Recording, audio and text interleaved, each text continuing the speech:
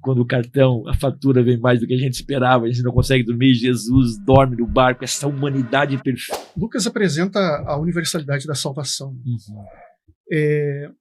Como isso se dá em Lucas e como essa universalidade ela acaba virando talvez hoje em dia um evangelho para os pobres, para os aflitos, para os oprimidos. E aí a gente entra naquela questão da teologia, acho que da fé integral, né? Teologia da libertação. Isso. Sai de Lucas esse tipo de pensamento? Olha, a que eu tenho mais acesso é a teologia da libertação, até pela mestrado e doutorado na PUC. Dava para notar, a PUC aqui de Porto Alegre, né? Dava para notar muitos dos professores, os que eram da teologia da libertação, e muitos enfatizavam que Deus tem preferência aos pobres. Isso me doía muito o coração. E você não encontra isso na Bíblia. Embora Deus tenha a questão das viúvas, dos órfãos, do estrangeiro. Deus diz para Israel, cuida dos estrangeiros, porque um dia vocês foram estrangeiros lá no Egito. Deus tem essa preocupação, mas o evangelho, não somente o de Lucas, é para o homem. O evangelho é para o homem. Por isso que vão para Jerusalém, cheio do Espírito Santo, serão minhas testemunhas. Começam em Jerusalém, Galileia, né? Samaria, território hostil, até os confins da terra. E ali não tem tipo inclusão social do que Deus tem preferência. O evangelho é para o ser humano. Claro que as pessoas mais necessitadas, mais pobres, elas são mais abertas para o evangelho. A pessoa que é mais abastada, mais rica, ela tem mais rejeição, porque o evangelho começa com os pobres. É a doméstica, muitas vezes, que vai evangelizar o patrão dela, que é médico, que vai pedir oração, que vai ver no casamento deles que está separado. No começo, essas crentes, coisa e tal, mas depois começa a ver testemunho de vida, alguém cheio do Espírito Santo começa a pedir oração na igreja. Mas o evangelho é para o ser humano, Alexandre. Eu vejo que Deus não tem... Se tu olhar a genealogia de Jesus, é Lucas que vai dizer, não é Mateus. E de Davi nasceu Salomão, daquela que era mulher de Urias. Embora Davi botou a coroa, mas a coroa ficou amassada depois que caiu, botou a coroa. De Davi nasceu Salomão, daquela que era mulher de Urias. Não chama a esposa de Davi, a Bitseba. Mas está inclusa. Sim. Na genealogia de Jesus. Está Raabe inclusa, está Ruth inclusa na genealogia de Jesus. Então a gente veja que tem rei, tem sacerdote, tem profeta, mas tem gente pobre. Tem gente à margem, pior que pobre, à margem da lei. Mas aí tu veja uma identificação de Jesus também. Ele é condenado como bandido. Isso é interessante, ele é condenado como bandido mesmo. E as cruzes ficavam mais ou menos 80 centímetros do chão para os cachorros, cães, tirarem os corpos dali e espalharem pela cidade. Ninguém removia corpo de bandido da cruz. Mas ali, 2 senadores, José de Arimateia e Nicodemos, fariseus, Lucas diz que não concordaram com o julgamento do Sinédrio, vão pedir um corpo de um bandido para Pilatos. É tipo assim, podia ser julgado pela mesma causa. Daí tu veja Jesus se identificando com salteadores, mas ao mesmo tempo atingindo gente rica. Incrível essa passagem. E há um equilíbrio também, né? Porque depois aquela reclamação do problema entre as viúvas dos judeus e dos gregos, e há um equilíbrio ali. Sim, na ação dos discípulos, onde né? Vai surgir os diáconos, e isso, não vamos deixar de pregar o evangelho, mas não vamos deixar de atendê-los. Se constitui os diáconos, então mostra um espaço para todos, né? Isso é belo, quer dizer, é o que diz o maravilhoso Isaías 53, do servo sofredor, foi condenado entre os bandidos, mas sepultado na sepultura dos ricos. E Lucas traz a abordagem dos dois lados, né? Ele fala tanto dos marginalizados, que ali na época as mulheres, os pobres, os publicanos e pecadores e os estrangeiros samaritanos, mas também fala sobre a riqueza e o uso do dinheiro, né? Sim, que aí vem a questão da parábola do rico, o rico e o Lázaro, o Zaqueu dando metade dos seus bens. Sim, Jesus fez. Interessante que a lei dizia que tinha que restituir. Jesus não fala nada para Zaqueu.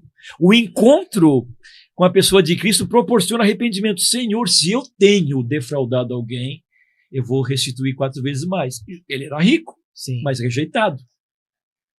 era publicano, é porque é Jesus que se convida para ir na casa dele. Hoje Sim. me convém. Daí o povo, vai ser hóspede de pecador.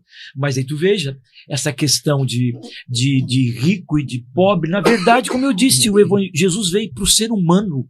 É o homem, indiferente da cor, indiferente da raça, indiferente da posição social. Isso, na verdade, obstrui o evangelho. Cada vez que tu vai dizer que eu gosto do vermelho porque o sangue de Jesus é vermelho, os colorados falam esse tipo de blasfêmia, não é heresia, é blasfêmia. Mas cada vez que a gente tenta, isso é reducionismo, reduzir o evangelho a um segmento social, a uma tribo indígena, a um tipo de avivamento, de movimento, é mais do que isso o evangelho. É para o pobre, é para o rico, é para quem deu certo na vida, é para quem errou a vida toda. É para quem está no primeiro casamento, é para quem está no 8º casamento, nunca. A mulher samaritana. Disseste bem, já está no 5º marido e esse que tu tem não é teu. O próprio ladrão na cruz, né? E desse ladrão, olha que abri um parênteses aqui. Parece que no evangelho tu só ouve as verdades acerca de quem é Jesus de gente que não presta. Olha o que o ladrão diz: Senhor, curioso, lembra-te de mim quando entrares no teu reino. O próprio Bartimeu, embora no ditado popular diz, filho de Davi, tem misericórdia. Se é filho de Davi, o que é? É o Cristós, o Messias. Então, e interessante que no Lucas, no final, diz que os discípulos começam a dizer para Jesus sobre a ressurreição. Tá certo que algumas mulheres falaram que tinham visto, mas é conversa de mulher. Mas a primeira testemunha da ressurreição foi alguém que Lucas diz, que não diz que era prostituta, Maria Madalena, isso é tradição católica, diz que dela foram expulsos 7 demônios. A primeira a testemunhar a ressurreição, nessa ressurreição era alguém que foi expulso 7 demônios. Quem acreditaria num negócio desse? Então, Alexandre, voltando, o evangelho é para o ser humano, indiferente da raça. Por isso que os muros da cidade santa são de diversas pedras preciosas. Vai ter pedra comum e vai ter aquela pedrinha lá que é distinta, mas vão formar o mesmo muro.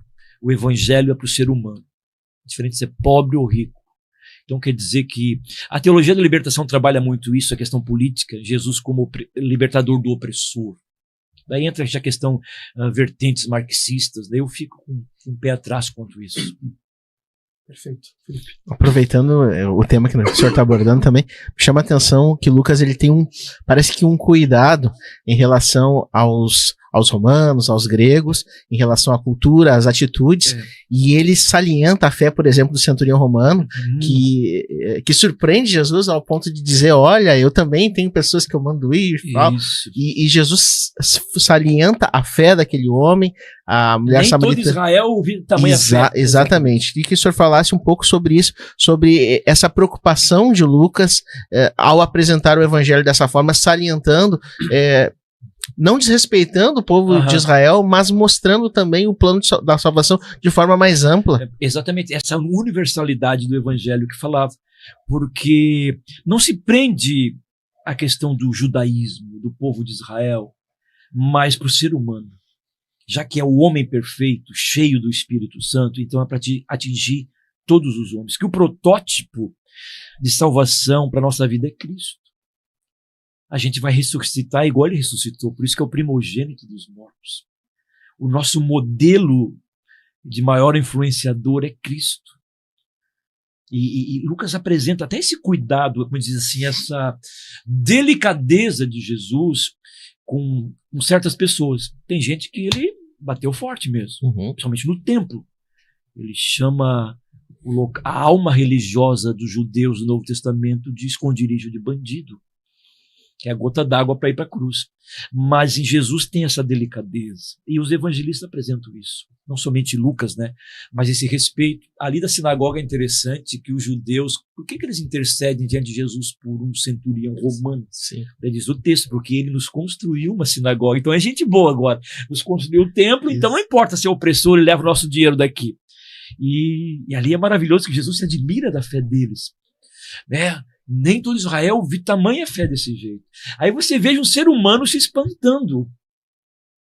Não, Jesus sabia. Jesus, o texto está dizendo que ele se admira, ele se espanta tamanha fé que não viu no meio do povo judeu.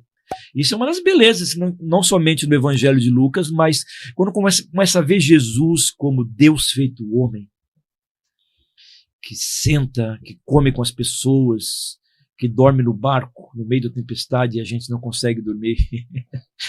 Quando a fatura vem mais do que a gente esperava, a gente não consegue dormir, Jesus dorme no barco, essa humanidade perfeita, confiando no que o Pai disse quem ele era. Então, em Cristo tem isso, não somente no Evangelho de Lucas, mas o gostoso é ler os eventos e fazer, como se diz, uma análise sinótica. Pegar a ressurreição de Jesus nos 4 evangelhos. Vai abrindo. Tipo, eu gosto muito do Gadareno ali. Se tu pega os 3 evangelhos sinóticos, dá um quadro maior acerca do estado daquele homem. E Lucas encerra dizendo ali que o homem andava nu, gritando, se esfolando com faca, assustando todo mundo, morando na sepultura, e disse que ele estava vestido em perfeito juízo aos pés de Jesus. É o cheio do Espírito o homem cheio do Espírito para fazer um propósito divino. Amém. Amém. Eu tô assim, pasmo, olha. A gente tá aprendendo muito aqui nessa tarde, graças a Deus. Então vamos marcar um seminário, então. Vamos lá. Seminário aí. Com certeza. Então. Bênção de Deus. Esse Evangelho de Lucas, eu tenho apostila, eu fiz um dos maiores cursos que eu fiz na igreja, deu 7 meses. Versículo por versículo do Evangelho de Lucas. Para mim foi uma escola, porque a gente aprende mais ensinando do que... Enfim, a maioria deles aqui tem curso, o da Bíblia, o de Lucas e o da conflitividade de Jesus. Tu faz online curso? Não, todo presencial. Pensar. Meu filho sempre diz, pai, faz curso online, tem material, tem tudo, tem que fazer. Mas eu amo aula presencial. Não tem aquelas viagens do aluno que sai com nada a ver, tipo o Pedro da vida, assim, né? Uma pergunta nada a ver, aquilo movimenta toda a turma e leva as pessoas a pensar, refletir, discutir, que a sala de aula é bom discutir, né? Claro, não é assunto para conversar numa lata de minhoca num culto de domingo, né? Mas na